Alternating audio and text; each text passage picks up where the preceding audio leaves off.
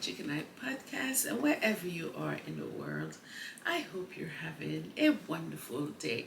And if you're seeing the show for the very first time and you like the show, please subscribe, like, and share, and hit that notification bell so when an episode comes out, you'll be the first to know.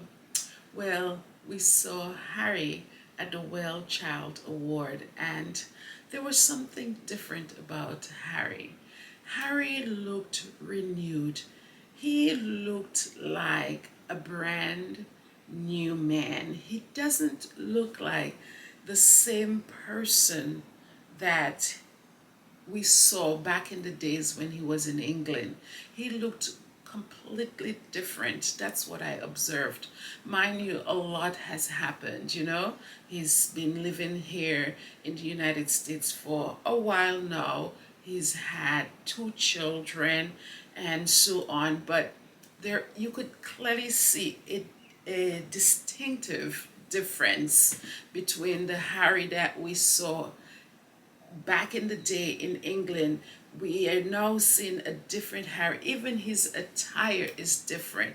The way that he's dressing is different. You see a confidence that is different from back in the day. Harry is certainly a different person. He is certainly transformed, and it is just beautiful to see.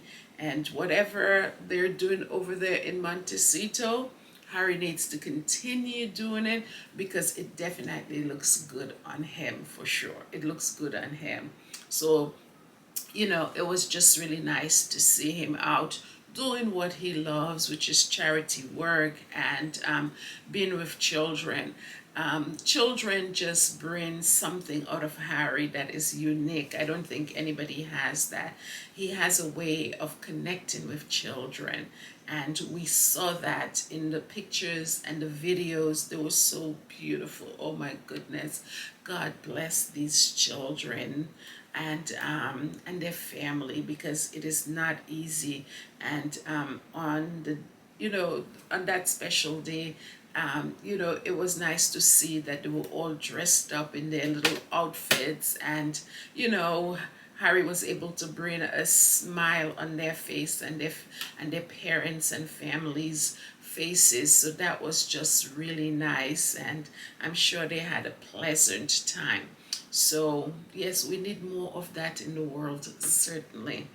And in Harry's speech, he did make a reference to his grandmother, Queen Elizabeth II, which passed away on this day in history, September 8th. And he wasn't able to be at the award last year, which was planned because his grandmother passed. So he did make a reference to that, and he said that if anything, his grandmother would say to him, go to the charity event, go and do what you have to do, because whether you like Elizabeth or not, one thing about her, she really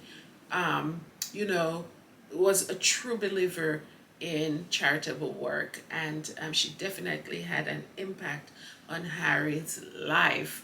I believe that she was literally the only person that played a a motherly role after Dinah's passing in Harry's life. She was really instrumental in sort of cultivating the person that Harry is today in terms of his humanitarian work. So whether we like her or not, she's Harry's grandmother, and she has a very special place in his heart, and I appreciate that and I can respect that. So he definitely referenced her when he was talking to one of the children. He did reference Meghan. He said that she was upset that she wasn't able to be there, and so we know that she wanted to come. However, there's a lot going on in her life at this point. They're also preparing for the Invictus Games, and there's a lot of things in the background that Meghan and Harry is working on that we are not, we do not have any knowledge of. And I'm not going to sit there and try to guess and speculate on what they're doing. That is what the tabloid does. And I always say I have no problems in waiting to hear from the source itself, which is Harry and Meghan, what they're doing. And I will appreciate it when they launch it, when they tell us. And there's no need for speculation. But I know that they're very busy.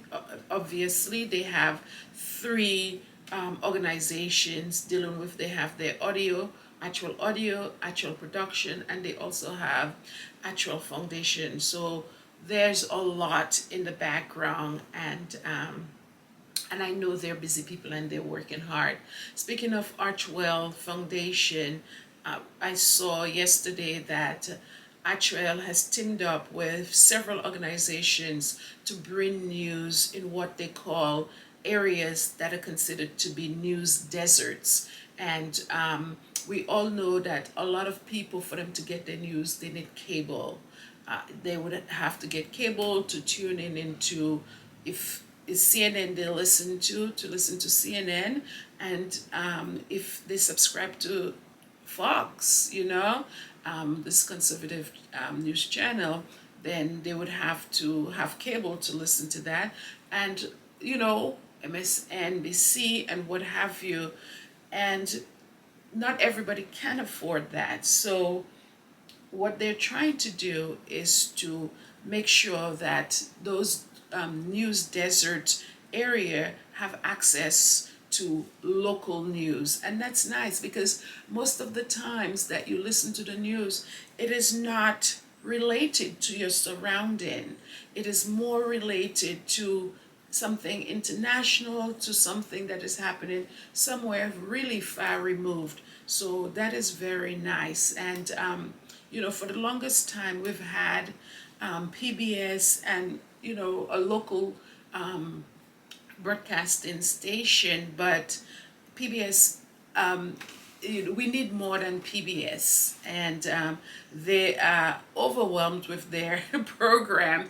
And it's nice that we always had PBS, and which was free. My kids and them grew up on PBS, and it would be very nice to have alternatives. And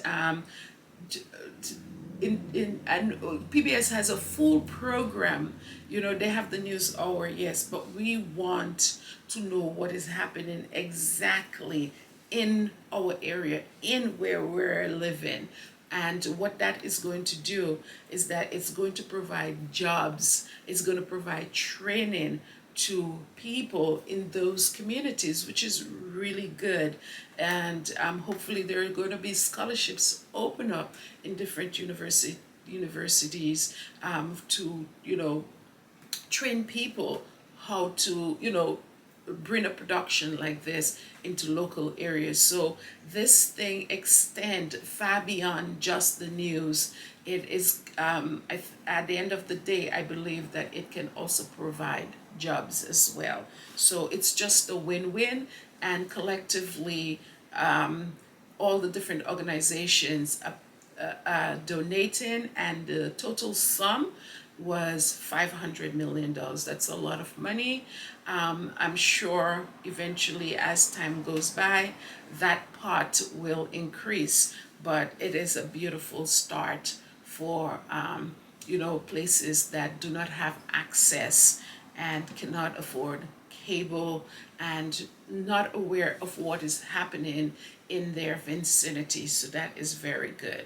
So kudos to Archwell Foundation for being part of something so avant-garde, and we wish that endeavor the very best. Now yes, so that's quite a bit. So the next thing that I wanted to talk about is the 5 police officers in the United Kingdom that were charged with sending racist and, you know, race. Well, they were literally creating racist images, sending racist text messages via WhatsApp to, their so-called 5-member group. And who knows, I believe they just happen to have been able in the investigation that what is this? I forgot this.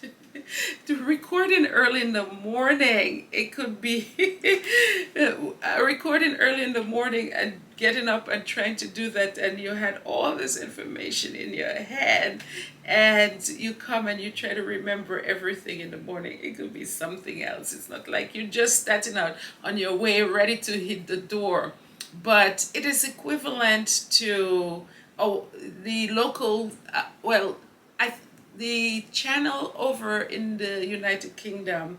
Oh my goodness, I'm drawing a blank with that channel. The BBC. Sorry. Oh Lord. The BBC had done an investigation, and they found out about that WhatsApp chat that was going on, and the racist comments and racist texts and information that were being spread among these 5 individuals. So they were charged, and they had their hearing yesterday, and they pled guilty to to that type of behavior, using public network to spread hate. So they were charged with that. They were sent home, and their sentences will be at a later date. Once I find out that date, I will let you guys know. Oh my goodness, did I ever struggle to remember the BBC? That's what happens when you get up, you're ready to go, and you're trying to remember everything from yesterday. Okay, so anyways, they are going to be sentenced, and it's good on that judge and good on that on BBC for doing that investigation, because the Met Police is just a very corrupt organization, and the type of things that they do, and they just have to be held accountable. And I don't know who is overseeing that Met Police, but the things that are coming out from the interior of that place is really bad, and it's not a good look for the United Kingdom. The corruption, the neighborhood policing, the bias, well, it's not neighborhood policing, it's biased neighborhood policing, and the what is coming out of there is just terrible. There was even one time where there was 2 individuals that worked for the Met Police that were just sentenced this year.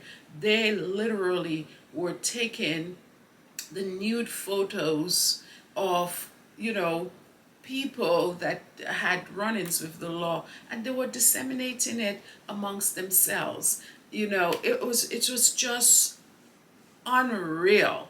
This Met Police is, and that's why people are calling for it to be shut down, or they just need reform. They just have to be reformed. It is just terrible. So all of that is going on, and I hope that the judge really throws the book at them and make them accountable and make them an example, because you know what, if you're doing something and you're not learning from what you're doing, at some point a message has to be sent to the point where it is heard very loud and clear. So the judge, I believe, has to do the right thing and send that message very loud and clear that hate is unacceptable, especially when you're policing people of different ethnicity and different culture. That it's unacceptable, and a message has to be sent so that there's a wake-up call in the Met Police to know that they cannot continue policing like that. And they need training, one, and they need to weed out the bad apples within the Met Police for sure.